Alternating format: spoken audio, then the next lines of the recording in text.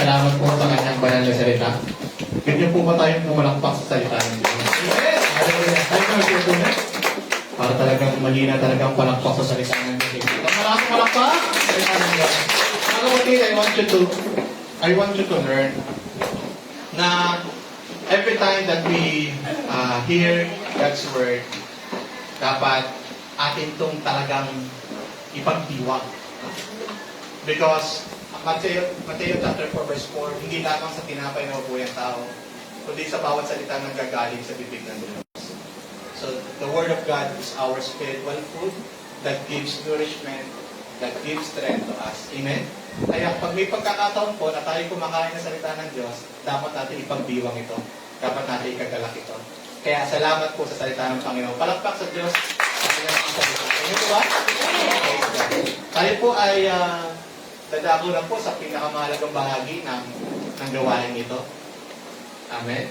Alam niyo po, sabi ng salita ng Diyos, nangihina man ang katawan, ngunit ang spirito ay nanatiling malakas. Ang physical ito nanghihina, maraming pagod, maraming kabigatan, maraming kapapaguran. Pero, ang mahalaga sa lahat, yung spirito natin na patuloy na malakas dahil patuloy tayong tumatanggap ng kalakasan, kasiglahan dahil sa presensya ng Panginoon na pinangungunahan tayo sa ating buhay. Amen? Kuya, pwede po palakasan yung mic. Baka pwede palakasan. Yan. Kaya pa naman, ha? Salamat sa salita ng Panginoon. Yan, parang di ako hirap. Praise God. So, ang title po ng ating message ngayon ay Asin at Ilaw. Bakit po kaya naalintulad tayo ng ating Panginoon na dapat tayo maging isang asin at ilaw? Dapat magbigay tayo ng alat at ilaw. No? Ano po kung gusto niyo? Magbigay alat? No? O tayo po yung mag-alat o mag-asin? Mas gusto natin mag-alat kaysa mag-asin, di ba? Biro lang po. Bilang asin, nais ng Panginoon na tayo ay magbigay ng alat at bilang ilaw, magliwanag tayo. So paano natin mauunawaan ang mensahe na ito ng Panginoon sa araw na ito? Ang pagiging asin at ilaw. Tayo manalangin. Dakilang Diyos namin, maraming pong salamat sa araw po na ito na kami po yung pinagtipon ninyo. Binigyan po ninyo kami ng buhay at lakas upang sa pagtitipon ito ay kami po ay makadalo. Dahil bilang mga anak mo, napakahalaga po sa amin ang pagsamba. Dahil wala pong mahalaga sa amin kundi patuloy na papurihan ka, patuloy na malwalhati ka. Dahil na yun po yung layunin ng aming buhay. Ang mamuhay kami sa mundong ito na pinangungunahan mo at nagbibigay papuri sa iyo.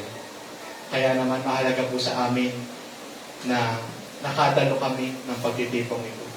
Salamat po sa buhay at lakas. Aming Diyos, narito po kami nagpapakumbaba sa inyo. Alam po namin may mga pagkakamali, pagkakasala, pagkukulang kami. Pero humaharap po kami sa inyo na may pagpapakumbaba. Mahalaga po sa amin, Panginoon, ang mapakinggan at matanggap ang iyong mga salita.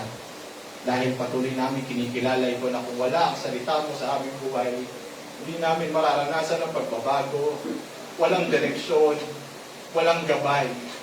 Kaya habang kami patuloy na nakaririnig at tumatanggap ng salita mo, Panginoon, patuloy kami nagpapasalamat. Kaya naman, O Diyos, sa amin pong pagbubulay ng iyong salita, mag-usap ka sa amin, Panginoon. Baguhin niyo po ang aming puso. Patatagin niyo po kami ng iyong salita. Nawa po mangyari sa amin, Panginoon, yung sinabi mo na pinagpala ang sinumang tumatanggap at sumusunod sa salita ng Diyos. Nawa po sa patuloy namin pagtanggap, sa patuloy namin pakikinig ng iyong mga salita, at pagsunod sa mga bagay na ito. Nawa higit, Panginoon Diyos, na maranasan ang iyong pagpapala sa buhay ng bawat isa. Kaya, Panginoon Diyos, salamat po dahil sa mga oras na ito, isa pong pribilehiyo na kami muling mapagpala dahil sa mga salita mo na aming tatanggapin sa umagang ito. Sa iyo po ang lahat ng papurit pa salamat. Ito po ang aming dalangin sa pangalan ni Jesus. Amen and amen. Praise God. Hallelujah. Maging asin at ilaw. Sabi ng Mateo chapter 5 verse 13, kayo ang asin ng lupa. Ngunit kapag ang asin ay nawalan ng alat, paano pa ito muling aalat? Wala itong kabuluhan, kundi itapon na lamang at yurakan ng mga tao. Verse 14, kayo ang ilaw ng sanlibutan. Ang isang lungsod na nakatayo sa ibabaw ng isang burol ay hindi maitatago. Hindi rin sinisindihan ng sinuman ang ilawan upang ilagay sa ilalim ng takalan. Ngunit ito ay inilalagay sa lalagyan ng ilawan at nagliliwanag sa lahat ng mga nasa bahay. Sa ganitong paraan, pagliwanagin ninyo ang ilawan sa harap ng mga tao upang makita nila ang inyong mabuting gawa, sa gayon ay luluwalhatiin nila ang inyong amang na nasa langit. Mga kapatid, God created the world good. Nilikha ng Diyos ang sanlibutan na mabuti at maganda. Amen. Hello? Amen. God created the world good. Ibig sabihin, bagamat ngayon nakikita natin na there's no perfection here in this world, but the reality is, the truth is, ang katotohanan, nilikha naman talaga ng Diyos ang sanlibutan ito na mabuti at maayos. Maganda. Tingnan mo ba? Amen. So yun talaga yung pagkalikha ng Diyos sa sanlibutan ito. Maganda at mabuti. Pero dumating ang kasalanan. And sin corrupts the world. Nung pumasok ang kasalanan sa sanlibutan, nung namana ng kasangkatauhan ang sanlibutan, doon na nagkaroon ng pagkasira ang mundo. Amen po ba? Amen. So, ganito po yung kalagayan talaga. Perfecto naman talagang likha ng Diyos ang mundo eh. Pero dahil sa kasalanan, nasira ang sanlibutan. Pero, hindi hinayaan ng Diyos na masira ang sanlibutan, kanyang nilikha. Anong ginawa niya? Niligtas niya ang tao. Hello? Sabi mo sa tayo mo, isa ka sa niligtas ng Diyos, kaya ka narito. Nagpapasalamat din mo ba yun? Amen. Na isa ka sa niligtas ng Diyos, kaya ka narito ngayon. Nagkaroon ka ng salvation. Para sa ano? Why? Because kaya ka niligtas ng Diyos because ikaw naman ay kanyang tinatawag na maging asin at ilaw ng mundong ito. Amen. Sabihin mo sa katabi mo, may purpose ang pagiging anak ng Diyos mo. Kaya ka nakakilala sa Panginoon kasi ang gusto ng Diyos, ikaw ang magdadala ng alat at liwanag sa mundong ito. Amen. Para sa kanino? Para sa kanyang kapurihan. Amen. Kaya tignan po natin. Ang pagiging asin at ilaw ng mundong ito, God wants you to bring influence. Magdala ka ng influensya. Magdala ka ng liwanag. Upang ipakita kung sino ang Diyos. Hello? Kaya ka naging asin at ilaw upang ikaw ang maging daan ng Diyos nang makilala ng mga tao siya ng ating Panginoon. Amen po ba? Amen. Kaya ikaw na naging asin at ilaw, ikaw ay niligtas ng Diyos para makita ng tao kung sino ang Diyos at makilala nila ang Diyos sa magitan ng iyong buhay. Amen. Parang ayaw nila. Amen po ba? Amen. The reason bakit ka nakakilala sa Panginoon, ibig sabihin, meron talaga magandang purpose si Lord sa iyo. Sabi mo sa tayo mo, napakaganda ng purpose ni Lord sa iyo. Amen mo ba? Hindi ka lang naligtas eh. May purpose. Mga kapatid, so that people may know God through the lives of His children. Nakakilala ng mga tao sa magitan ng buhay mo. No? Sa magitan ng iyong pagiging anak ng Diyos, makilala nila ang Diyos. So, paano tayo naging asin at ilaw? Handa na po ba kayo? Handa na ba kayo mag-alat, hindi mag-asin? Handa na ba kayo mag-alat?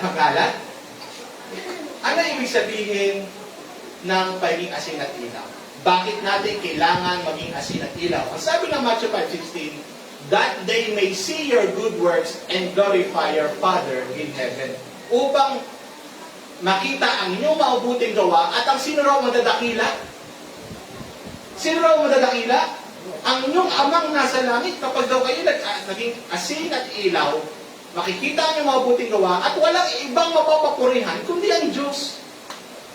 Kaya dapat sa buhay natin, mga kapatid, kailangan kong mabuhay na ang napapapurihan ang Diyos. Amen. Kaya kailangan ko maging asin at ilaw. Kasi ang layunin pala, bakit ako tinawag maging asin at ilaw? Kasi ang pinaka-purpose to glorify God in heaven. That's why, kamusta ka bilang asin at ilaw? Kamusta ba tayo bilang asin at ilaw? So maintindihan natin ngayon sa araw na ito, kamusta nga ba ako bilang asin at ilaw? Ang asin po, ano po gamit ng asin? Kapag walang asin ang pagkain, na-enjoy niyo ba? Nasisiyahan ba kayo? Hindi ka masaya. Pag isang pagkain, hindi daw. Pag ang isang pagkain ay walang pampalasa, hindi ka nasisiyahan. Tama po ba? Walang kabuhay-buhay. At isa pang purpose ng asin, preserving. Napapanatili daw yung isang karne, isda, para hindi siya masira. So, ibig sabihin pala, inahalin tulad ako ng Diyos sa pagiging asin dahil kailangan makapagdala ko ng buhay, ng sarap, at ako po ay makapagpanatili ng maganda, kaayusan, kabutihan sa mundong ito. Amen po ba? Amen. So, sa mundong puno ng problema, ang mundo po ba natin ay puno ng problema? Ang mundo ba natin ay puno ng negativity? Ang mundo ba natin ay, parang nakikita natin ay parang pawala ng pag-asa? Pagulo ng pagulo, ibig sabihin? Tama po ba? Amen. Pero, kung ikaw ay isang asin, sabi mo sa ko, kung ikaw ay isang asin, kung ikaw ay nagbibigay pampalasa, ikaw ay nagiging preservation, nagbibigay ka ng encouragement. Amen. Pag ikaw ay pampalasa, ikaw ay nagiging kalakasan ng iba. Amen. Hello? Sa mundong ito, nagdadala ka ng kalakasan. Sa mundong ito, nagdadala ka ng kasiyahan. Sa mundong ito, nagdadala ka ng kapayapaan. Sa mundong ito, nagdadala ka ng pag-asa. Sa mundong ito, nagdadala ka ng kabutihan. Bakit? Ikaw ang asin na nagbibigay pa ng lasa sa mundong walang puro kaguluhan, puro problema, nawawalan ng pag-asa. Kaya naman, dahil nandito ka sa mundong ito, nagdadala ka tuloy ng buhay sa mundong ito. Amen po ba? Amen. Kaya bilang Kristiyano, hindi ka dapat discouragement. Sabi ko sa tayo mo, hindi ka dapat discouragement. Sa mundong ito, dapat encouragement ka. Sino man ang kaharap mo? Sino man tao nakakasalamuha mo? Sa bahay man, sa trabaho man, sa eskwela man, kung nasaan ka man. Dahil ikay isang asin na nagbibigay buhay, nagpapalasa, dapat ang daladala mo, encouragement. Amen. Dapat ang daladala mo, pag-asa. Amen. Dapat ang daladala mo, joy. Dapat ang daladala mo, peace. Dapat ang daladala mo, kabutihan. Dahil nagbibigay buhay ka. Ako'y asin na nagbibigay buhay sa pagkain. Hello? Amen. Ako'y asin na nagbibigay buhay sa mundong ito. Para kanino? Para sa kalwalatian ng Panginoon. Amen. Kaya piliin mo na maging papalakas sa tao. Amen po ba? Because we are a soul of this world. Amen po? Sa mundong puno ng kasalanan, ano naman ang gamit ng pagiging asin? Pwede ang isang pagkain ay mabulok. Tama po ba? Pwede ang isang pagkain ay masira. Sa mundong ito, nasisira. Sa mundong ito, nabubulok. Bakit? Nagiging makasalanan na ang mundo. Pero bilang asin, ano ang dapat kong gawin sa mundong puno ng kasalanan? Bilang asin, nagpapanatili daw So kahit makasalanan ang mundong ito, ikaw naman pinapanatili mong tumayo sa tama. Hello? Bilang asin, pinapanatili mong tumayo sa tama kahit nasa gitna ka ng mundong puno ng kasalanan. Bakit? Pinapanatili mo yung magandang mundo na nais ng Panginoon. Yung talagang layunin niya, bakit niya nilikha ang mundo na maganda at mabuti. Sa magitan mo, makita man ng mga tao yun na maganda pa rin sa mundong ito kapag nasa Diyos ka. Amen? Kaya bilang asin na nagpapanatili, kahit sa mundo ng makasalanan, pinapanatili mo ang tama. Handa ka bang tumayo sa tama bilang asin? Hindi ka ba sasabay sa mali bilang asin? Handa ka ba maging halimbawa ng righteousness bilang asin? Amen. Kasi tayo ay nagdadala ng buhay sa mundo. Kaya bilang asin, sabihin mo sa katabi mo, maging pampalasa ka, magpanatili ka ng kaayusan. Amen? Huwag tayong sumama sa kasiraan at kabulukan ng mundo ito. Amen po ba? Sabi ko, nung kami umattend ng dedication, sabi ng isang pastor, 3 bagay lang ang dapat mong tandaan sa buhay mo. For you, na manatili ang iyong pagiging asin, manatili ang iyong alat sa mundong ito. 3 bagay. Alalahanin niyo yung dig. Dapat, sa pagharap natin sa Diyos, masasabi natin, I did. Amin ko ba? Did. What is did? Dignidad, integridad, at delikadesa. Kapag ang 3 ito ay umiral sa atin, napapanatili ang ating alat sa mundong ito bilang asin. What is dignidad? Ang dignidad, pinapakita mo yung halaga at respeto mo sa sarili bilang anak ng Diyos. Teka, binavalue ko yung aking pagiging anak ng Diyos. Nire-respeto ko yung aking pagiging anak ng Diyos. Kaya hindi ako gagawa ng mga bagay na labag sa aking pagiging anak ng Diyos. Bakit? Binavalue ko, nire-respeto ko ang sarili ko bilang anak ng Diyos. Hello? May dignidad. For example, kapag ang isang tatay nagtuturo sa mga anak, di ba, anong dala-dala ng mga anak? Apelido ng tatay. Tama po ba? Ano sabihin ng tatay? Huwag niyo sisirain ang apelido ko. Tama? For example, si Tito Dex, no? Ang apelido nila, Saliba. So, paano pag sinabi, ay, yung Saliba, ganito yan. Ang nasisira ang angkan. Tama po ba? Daladala mo yung pangalan ng Saliba. Daladala mo yung identity ng Saliba. Kaya, pakpaka natin ng Panginoon, Saliba ngayon, nasa Diyos. Ginagawa ang tama bilang sa pamilya. So, di ba napakagandang pakinggan? Bakit? Natutunan ng mga anak na pahalagahan ang kanilang pagiging isang pamilya, isang Saliba. Ganon din, sample po yan, ganon din po sa Diyos. Pinapahalagahan mo ang iyong pagiging anak ng Diyos. Kung paano pinahalagahan yung apelido mo bilang Diyos, bilang Solis, bilang Maglian, bilang ano man ang apelido natin. Kung paano natin pinahalagahan ang ating pangalan, amin ko ba?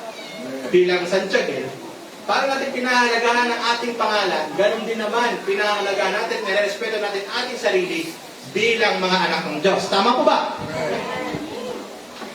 Oh, yes, wala. So, ba't nakita niyo po ba? Nakita niyo po? So, mga kapatid, let us always value and respect our identity as children of God. Kaunawaan niyo po yung gusto ko sabihin. Amen? Doon ko na-realize na kaya pala, itinuturo na sa bata ang dignidad. Kasi dapat, lalaki siya na, anak, dala-dala mo ang apelido natin. Dapat pala sinasabi natin sa bata. So, kapag lumaki ka, alagaan mo yung ating mabuting pangalan. Tinuturo pala yan. Sabi pala ng Bible, ang mabuting pangalan ay mas nararapat kaysa sa ginto. So, hindi pala mahalaga ang kayamanan. mas mahalaga ang mabuting pangalan. Kaya kung pipili man tayo, kahit ikaw ang pinakamayaman pero wala kang mabuting patotoo o pangalan sa harap ng tao, baliwala ang kayamanan mo. Pero ang pinakamahalaga sa lahat, simple man ang ating buhay, gwapo lang ako, ay gwapo lang tayo, maganda lang tayo, pero simple lang tayo. Hindi tayo nagmamalaki, pogi lang, maganda lang, di ba? Hindi tayo nagmamalaki. Amen po? Amen. Pero kahit simple lang ang ating buhay, ang mahalaga po nun, may mabuti at maayos na pangalan sa harap ng tao. Amen. That's why, ingatan mo ang iyong dignidad. I value and I respect myself as a child of God. Ano pa natin ang tao? Second, para manatili tayong asin, integridad. Ang asin naman ay pagiging asin, yung pagiging tapat at totoo. Na kahit sa harap at likod, pareho ang buhay. Walang halong pagkukunwari. Nakaharap ka man, nakatalikod ka man, may integridad ka. Walang pagkukunwari. May makakita man o hindi, tapat at totoo. Ilang itinuturo dapat natin sa ating pamilya, anak. Oh, makamit mo man ang lahat ng bagay, pero wag na wag mong kakalimutan ang pinakamahalaga, yung integridad mo. Maging tapat at totoo ka. Hello? Amen. Maging tapat at totoo ka. Talaga si Mingming. Walang halong pagkukunwari. At doon napapanatili ang iyong pagiging asin. Ano yung una? Ano yung una? Kung nakikinig nga? Ano yung pangalawa? Napakaganda, dalawa pa lang yun. Ito yung pangatlo. Delikadesa. Mapapanatili mo daw ang iyong pagiging asin kung mayroon kang delikadesa. What is delikadesa? Ang pagiging asin, siya daw yung maingat at madisiplina. Saan? Alam niya kung kailan siya magsasalita. Hello? Amen. Alam mo, ang isang tao, kaya nagkakasala sa kanyang salita kasi hindi nagpipigil. Agad putak ng putak. Agad react ng react. Pero ang taong iniingatan ng kanyang delikadesa, ang taong iniingatan niya ang kanyang delikadesa, alam niya kung kailan siya dapat magsalita. At ang kanyang pananalita ay inaayon niya sa tama. At alam niya kung paano kumilos din na naaayon sa tama. Kasi iniingatan niya ang kanyang delikadesa. Dahil meron siyang disiplina. Kapag ang tatlong bagay na yan, dignidad, integridad, delikadesa, ay daladala natin, saan tayo magpunta? Ano nangyayari sa atin? Nagbibigay buhay tayo sa mundong ito. Nagbibigay alas tayo. Amen. Gusto niyo po ba maging asin sa mundong ito? Well, tandaan po natin, ang asin, nagbibigay bibigay panlasa, at nagpapanatili sa tama. Magbigay buhay at manatili tayo sa halimbawa ng pagiging anak ng Diyos. Second, sabi ni Jesus, kapag daw nawala ng alat, ang asin nawala ng alat, ito ay itinatapon at yuyukaran na lang ng mga tao. What does it mean? Gusto niyo po ba yung ikaw yung tao na dahil wala kang dignidad, wala kang integridad, wala kang delikadesa, ikaw na yung taong hindi pinakikinggan. Hello? Gusto niyo po ba yan? Yung parang salita mo ay parang, sino ba? Parang ano lang yan, ay parang wala namang saysay po. Taong niya, kahit magsalita yan, hindi ko pakikinggan mo. Kahit grade, mas mabuti ko pakinggan yung grade 1 kaysa dyan. Bakit? Nawalan ka na ng patotoo sa tao. Dahil yung asin, pagiging asin mo ay nawalan na ng alam. Gusto niyo po ba yan? Hindi na sineseryoso. Ano pa? Nawawala ng epekto sa buhay ng tao. Sabihin, wala na nakikita magandang patotoo. Kaya nayuyurakan na ng mga tao. Nahuhusgahan na ng mga tao. Napapaliwala na ng mga tao. Bakit? Hindi nakita ang kanyang alam. Hindi nakita ang kanyang halimbawa bilang anak ng Diyos. Gusto po ba natin yan? Di ba ang gusto nga natin, makita ang ating mabubuting gawa upang maluwalhati ang ating amang nasa langit. Kaya ayaw ko mawala ang alat ko bilang asin. Amen po ba? Amen. Kaya ang Kristiyanong may alat, yan. Sino rin may Kristiyanong may alat? Siya yung taong may dignidad, may integridad, at may delikadesa. Amen? Alalahanin natin yung DID. Dapat maisip natin, kailangan ko magawa to. I did it. Masasabi ko, I did it. Amen po ba? I did. Nagawa ko. Sa aking buhay bilang Kristiyan. Amen? Amen. So maging asin tayo ng muna ito. Sabi ni Jesus, pangalawa, sabi ni Jesus, hindi itinatago ang ilaw. Inilalagay ito sa patungan upang magbigay liwanag sa lahat. Paano ba tayo nagliliwanag sa mundo ito? Paano tayo nagliliwanag sa mundo ito? Ikaw ba yung Kristiyanong hindi tinatago ang kanyang faith? Hello? Ikaw ba ang Kristiyanong hindi tinatago ang kanyang faith? Nasa bahay siya, kita-kita ang faith niya. Nasa paaralan siya, kita-kita ang faith niya. Nasa community siya, kita-kita ang faith niya. Kahit anong sitwasyon, nakikita yung faith niya. Lagi hindi niya tinatago ang kanyang paniniwala kay Kristo. Hindi niya tinatago ang kanyang pananampalataya. Iyan ang taong nagliliwanag. Kapag nagliwanag ka na sa tao, masasabi na lang sa iyo, kapatid, pwede mo ba akong pag-pray? Minsan mo na-experience yan. Kapatid, kausapin mo nga ako kasi pwede ko pagkakausapin mo ako, pwede ko gagaan ang loob ko. Bakit? Nagiging liwanag ka sa kanila. Bakit? Dahil nakikita nila ang iyong pananampalataya. Kaya kapag hindi mo tinatago ang faith mo, nasaan ka man, nakikita ang iyong pananampalataya kay Jesus, nagliliwanag ka. Nakwento nga sa akin ni Sister Tiffany, alam mo, Pasko, nagtuwa ako sa Panginoon, naging ilaw ako. Kasi minsan sinasabi na mga kaklase daw niya na parang lakas-lakas daw niya kay Lord. Kasi sinasabi sa akin, Tiffany, paano ba mag-pray? Hindi mo nga ako sa prayer. Alam niyo, hindi yung sa magitan niya. Naniniwala ko kaya nangyayari yung kasi nakikita na yung glory ng Panginoon sa buhay ng ating kapatid.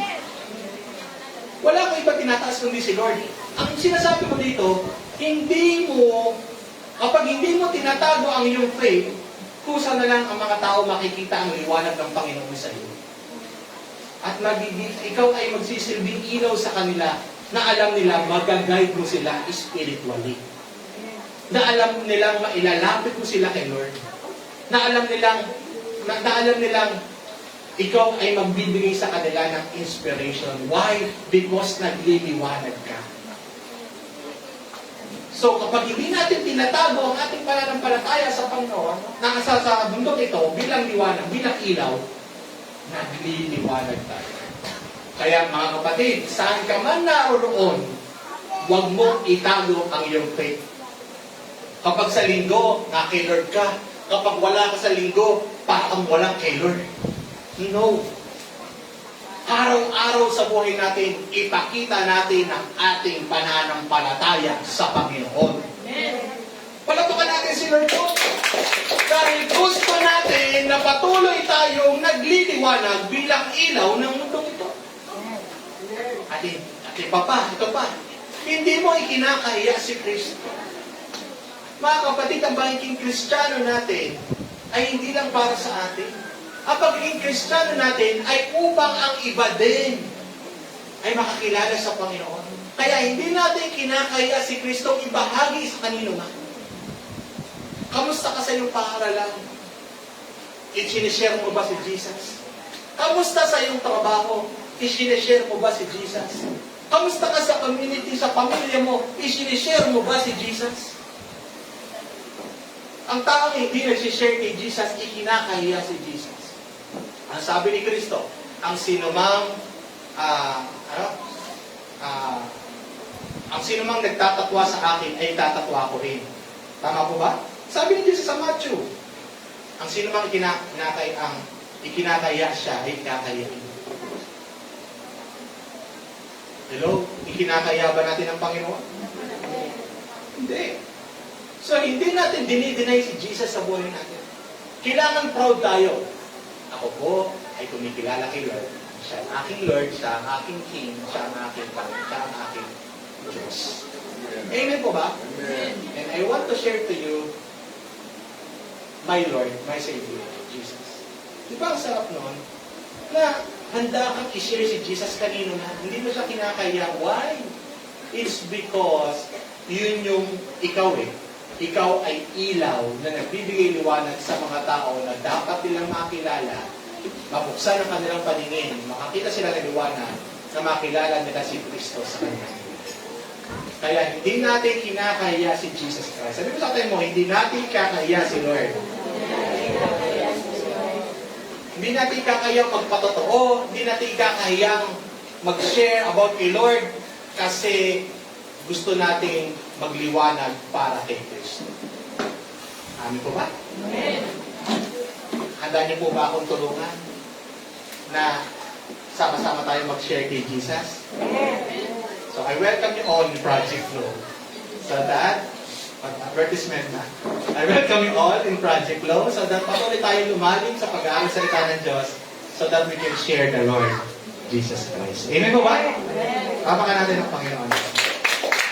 Ano pa mga kapatid? Yung ibang pagiging ilaw, hindi daw natin sinasayang pagkakataong gumawa ng mabuti. Kung may pagkakataong ka gumawa ng mabuti, gumawa ka ng mabuti. Bakit? Gusto mong pagliwanagin ang iyong ilaw. Amen po ba? May mga pagkakataon talaga sa buhay natin. Kahit struggle tayo. Sa mundo, sa buhay natin, minsan talaga may problema tayo, may pagsubok. Tayo rin naman may kabigatan. Hindi lang naman sila yung dumadaan sa pagsubok. Tayo rin naman. Pero, kahit na ganun, mas pinipili nating gumawa ng mabuti. Kung may pagkakataon, kahit tayo rin naman ay may mga pinagdadaan. Bakit? Kasi bakit pinili pa rin natin pag may pagkakataong gumawa ng mabuti kahit anumang pinagdadaan ang sitwasyon natin? Kasi sabi ni Jesus, magliwanag ka upang makita ang iyong mabuting gawa. Dahil ang tunay na ilaw nakikita sa kanyang gawa. Amen po ba? Amen. Bakit? Sabi ng 5:16, upang maluwalhati ang inyong amang nasa langit. So kapag pinipili natin gumawa ng mabuti, pinipili natin i-share ang ating faith, pinipili natin ipakita ang ating pananampalataya, walang ibang purpose yan but to glorify your God in heaven. To glorify the Lord in heaven. So, ang ating palang ginagawa, bakit pala natin ginagawa mga bagay na ito? Simple lang. Because niluluwalhati natin ang ating amang nasa langit. Gusto natin mag-glorify si Lord. Amen? Kaya ang lahat ng ginagawa mo mabuti, lahat ng ginagawa mo ayon sa pagsunod mo sa Diyos, lahat yan for the glory of God. Kaya pag gumagawa tayo ng mabuti, anong sinasabi natin? To God be the glory. Pag may achievement ka, sino tinataas mo? To God be the glory. Pag na-recognize ka, to God be the glory. Kapag na-acknowledge yung gawa mo, to God be the glory. Kapag na-appreciate ka, to God be the glory. Because everything na ginagawa natin at na-achieve natin sa buhay, ang gusto natin walang ibang maluwalhati, kundi ang Diyos. Kaya all good things, all success, all blessings, to God be the glory. Amen. Amen? Kaya lahat ng bagay na ginagawa natin, iisa lang ang takbo niyan, ang purpose niyan. Luwalhatiin ang inyong amang nasa langit. Kaya ginagawa natin, pinipili natin sa lahat ng pagkakataon ang paggawa ng mabuti. Ang pagpapakita ng ating faith at ang pag-share natin kay Jesus Christ. Amen. Ating Panginoon. Amen po? Amen. Kaya di ba? Hayaan nating makita at makilala ang Diyos sa magitan ng ating buhay. Sa pagiging asin at ilaw. Nais mo ba makilala at makita ang Diyos sa magitan mo? Na kapag kasama ka ng mga tao, nakikita nila at nakikilala nila ang Diyos na ating pinabuhay. So maging asin at ilaw tayo ng sanlibutan. Kung walang alak, yuyurakan. Walang patotoo sa mga tao. Hindi pinakikinggan, walang epekto sa buhay ng tao. Kaya nayuyurakan na lang. Kung wala kang liwanag, walang makakakita kay Kristo. Kaya mga kapatid, ayaw natin yan. Tama po ba? Na nagbibigay ng panlasa, ibig sabihin, nagpapalakas na nagbibigay buhay. At tayo ang asin na iniingatan natin ang kabutihan sa mundong ito. Ibig sabihin, kung ang mundong ito ay makasalanan, pero tayo nagpapanatili ng kabutihan bilang asin. Kung tayo ay ilaw, nagliliwanag tayo, ipinapakita natin ang Diyos sa iba. Hello? Ipinakikilala natin ang Diyos sa iba dahil tayo ay mga ilaw. Amen po? Kaya mga kapatid, nawa, sabi mo sa tayo mo, maging asin at ilaw tayo ng sanlibutan. Nawa sa maikling mensahe po na ito. Hindi ko po alam kung paano po ninyo naunawa, pero naniniwala ako. Nakita nyo ngayon ang kahalagahan. Nakita nyo ngayon naunawaan ang nais pabatid ng Panginoon sa atin sa araw na ito. Na kaya nilikha ng Diyos ang mundong ito na tama, mabuti, maganda. Pero pumasok ang kasalanan. Kaya tayo niligtas ng Diyos upang magkaroon tayo ng isang bagong buhay. At ang buhay na yon ay maging asin at ilaw na ng sanlibutan ito upang maibalik ang original plan ni God na maayos at magandang mundo sa magitan natin. Amen po ba? Na magdadala ng kabutihan, magdadala ng buhay sa mundong ito. At darating ang panahon na haharap tayo sa Diyos. Haharap tayo. Lahat ng ginawa natin sa mundong ito, ipagsusulit natin sa harapan ng Panginoon. Kaya, sasabihin sa atin ng Panginoon pagdating ng araw, naging mabuti at tapat kang lingkod dahil nabuhay ka sa mundong ito bilang asin at ilaw. Kaya salamat, palapakan natin ang Panginoon. Kahit doon mo na namin, pinupuri ka namin, pinasasalamatan ng ilang Diyos sa mensaheng ito. Ng mensahe ng pagiging asin at ilaw. Naunawaan po namin sa araw po na ito na iniligtas mo kami sa napakagandang purpose po ninyo. Nais niyo po kami magdala ng buhay, magdala, Panginoon, ng ilaw sa mundong ito. Hindi para sa aming sariling kapurihan, kundi ikaw ang mapapurihan sa lahat ng ito. Panginoon, kung nais niyo po na kami maging asin at ilaw, patuloy mong pangunahan ang aming buhay. Ilayo mo kami, Panginoon, sa anumang masama. Pagtalupayin mo kami sa aming mga kahinaan at kasalanan. Hayaan mo, Panginoon, na manatili ang alam sa amin. Na hindi kami, Panginoon, umayon sa takbo ng mundong ito, kundi kami yung magpanatili ng katuwiran, ng kabutihan, kahit nasa gitna kami ng mundong puno ng kaguluhan. Panginoon, dalangin po namin na gamitin niyo po ang aming buhay, Panginoon, maging pagpapala sa maraming tao. Na makita nila at makilala ka nila sa magitan ng aming buhay.